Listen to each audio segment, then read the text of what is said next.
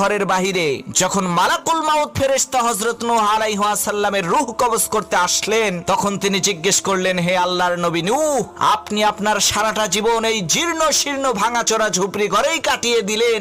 আপনি চাইলে তো উন্নত মানের বিলাসবহুল একটি ঘর তৈরি করতে পারতেন, কিন্তু কেন তা আপনি করেননি? তখন নূহ আলাইহিস সালাম বললেন, হে আল্লাহর শক্তিশালী ফেরেশতা মালাকুল মাউত, আমি আমার জীবনের শুরু লগ্ন থেকে আজ পর্যন্ত শুধুমাত্র তোমার আসার অপেক্ষার প্রহর গুনতে গুনতে আমি আমার এই 1000 বছরের ছোট্ট এই জীবনকে কাটিয়ে দিয়েছি। তখন মালাকুল মাউত বলল, হুজুর, এমন একটা জামানা আসবে যেই জামানার মানুষেরা 100 বছরের কম সময় হায়াত পাবে, কিন্তু তারা ওই বিশাল পাহাড়ের মতো আকাশচুম্বী আলিশান বাড়ি নির্মাণ করবে। তখন নূহ আলাইহিস সালাম বললেন, আহারে, আমি যদি ওই জামানায় থাকতাম তাহলে আমি আমার কপাল সেজদা থেকে কখনোই উঠাতাম না।